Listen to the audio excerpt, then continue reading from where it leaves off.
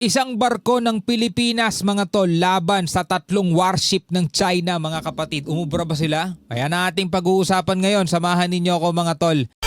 I'm just a young nigga chillin' on it. First time I seen ice was a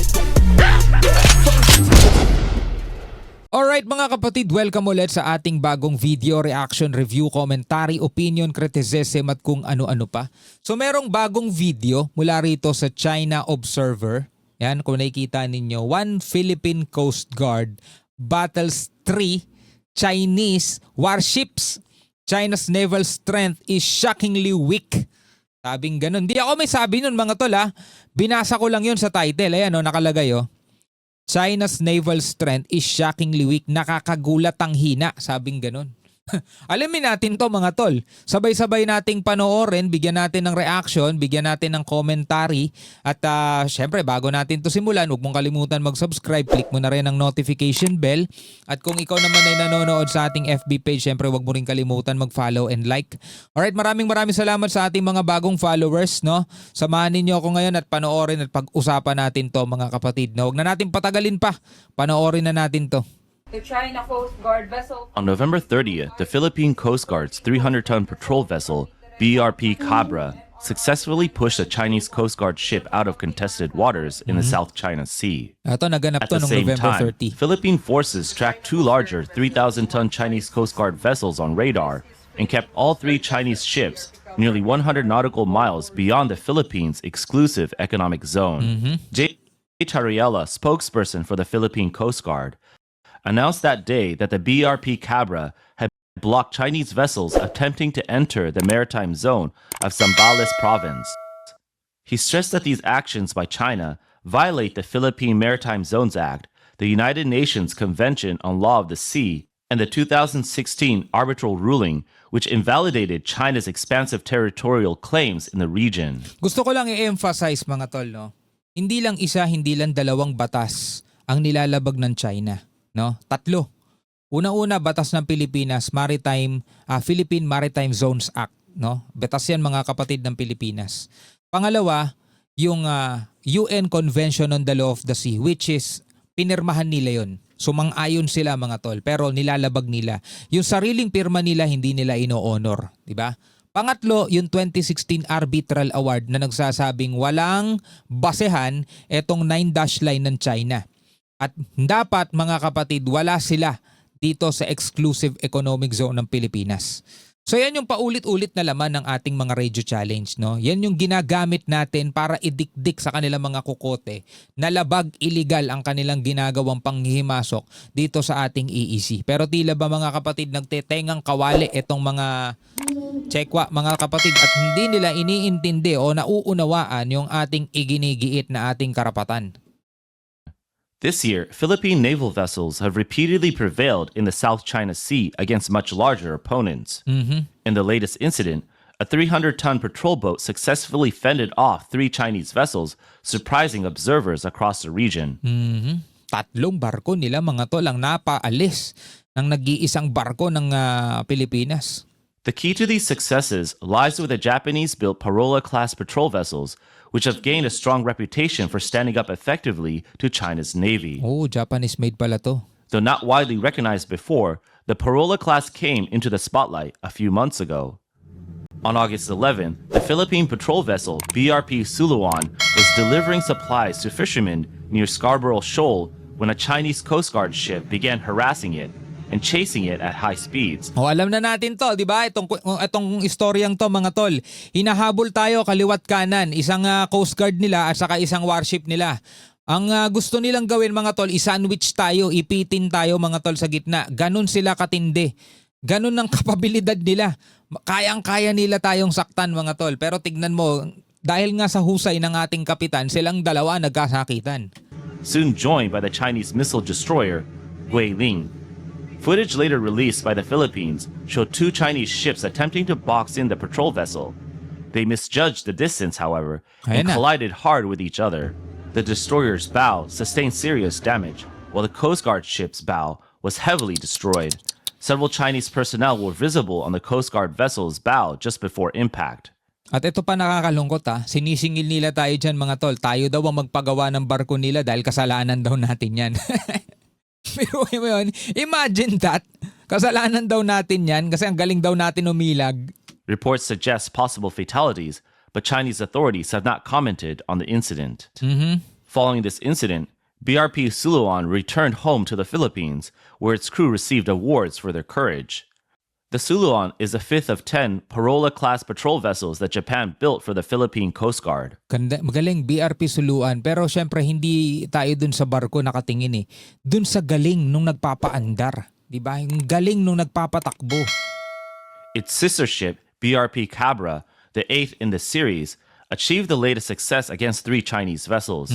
Eto The na. Cabra measures 44.5 meters in length and 7.5 meters in beam, with a displacement of 321 tons and a top speed of 25 knots. Pero mo kung gaano lang kaliit to, no? The Cabra measures 44.5 meters in length, 'di ba? Yung mga barko nila minsan umaabot pa ng 150, 120 meters, 'di ba? Sobrang laki nun mga tol, kumpara mo dito 44.5 lang. Tatlong ulit na mas malaki yung barko nila. It was constructed by Japan Maritime United Corporation. Analyst Zhen Yu pointed out that, despite the presence of U.S. forces in the Philippines, China avoids direct military confrontation and continues to treat the Philippines as its primary adversary in the South China Sea. Tayo lang kaya nila. Beijing has instead employed water cannons, swarms of militia fishing vessels, and deliberate ramming to exert pressure. Manila has consistently shown restraint to prevent escalation while standing firm on its sovereign rights, a stance that continues to frustrate Chinese authorities. The Chinese Communist Party has shown willingness to engineer serious collisions as a pretext for escalation. Pero bilib ako sa sa ginagawa ng mga Coast Guard natin, yung tindi ng nila, pagpapasensya nila mga tol. 'Di ba? Tindi nung discipline. Ang galing nila mga tol kasi kung ibang tao yan, 'di ba? Pikon na yan, ginaganyan na, baka nagpaputok na yung mga yon. Pero eto mga tol, talaga maximum tolerance sila. Yet Beijing's navy has learned that the Parola-class vessels pose a superior speed and agility, making it hard to force a one-on-one impact. To counter this, they developed a coordinated pincer maneuver, which they attempted against BRP Suluan. Once again, the tactic failed dramatically, thanks to the Philippine vessel's exceptional performance. Yeah. In the August 11th incident, the 2 Chinese ships that collided were the militia vessel Nanyu, an upgraded 056 class corvette originally named Ningde, with a top speed above 25 knots, and the 052D class destroyer Guilin, capable of 32 knots. Ibig sabihin, mas mabilis to mga tol. Kesa rito sa 25 knots lang na takbo ng ating barko, mas mabilis yung andar nila. The Parola-class is officially rated at 25 knots. Chinese planners assumed their pincer would work. The Nayu would block the Suluan while the faster Guilin closed from the opposite direction. Unlike vehicles on land, ships at full speed cannot stop instantly, Tama. so any failure by the Suluan to evade would result in contact. Tama. What followed was remarkable. Sensing the trap, BRP Suluan abruptly accelerated and slipped through the narrowing gap in seconds. The Nayu, unable to adjust, rammed the ongoing Guilin instead. Kaya importante yung mga documentary na ganito, no? Yung binivideo ng mga reporter. Kasi may mga reporter na nakasakay din dito. No? Kitang-kita nyo kanina. Ito. Alam ko reporter ng GMA to mga tol. Di ba? Nabivideohan nila. Nakukunan nila yung actual na pangyayari. At hindi pwedeng sabihin ng China edited lang. Kasi ganun yung ginagawa nila. Sinasabi nila minamanipula daw ng Philippine media. Etong mga kaganapan. Eto mga tol, actual. Nakuhanan ng video. Na sa sobrang tindi mga kapatid ng pagnanais nilang tayo intimidate, harasin, sila napapahamak sa ginagawa nila. The Nayu, unable to adjust, rammed the ongoing Guilin instead. Kasi sabi nga ganon, hindi daw to katulad ng mga sasakyan sa panglupa na kapag promeno ka, pepreno ka talaga. Eto, kapag nagkamali ka ng calculation, hindi ka makakapreno basta-basta rito dahil nasa tubig ka eh. Diba? Ito nga nangyari. Tignan mo, nagkabanggaan sila. Based on sea conditions and the destroyer's closing speed, analysts estimate the Suluan reached at least 35 knots during its breakout, well beyond its published maximum. Although the Nayu's crew's inexperience contributed to the collision, it was Asuluan's sudden surge of speed and superior maneuverability that completely surprised the Chinese vessels and triggered their critical error in judgment. So dito malinaw na mas magaling talaga mga kapitan ng barko natin kaysa sa kanila. Sabi nga wala sa pana yan, nasa Indian yan. O ito, wala sa barko yan, nasa kapitan yan.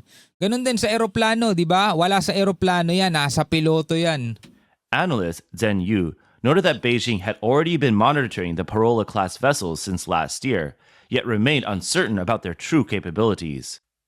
These Parola-class patrol vessels were delivered under an agreement reached in July 2013, when Japanese Prime Minister Shinzo Abe visited the Philippines and met with President Aquino to finalize the transfer of the boats. O ito, panahon pa ni Aquino.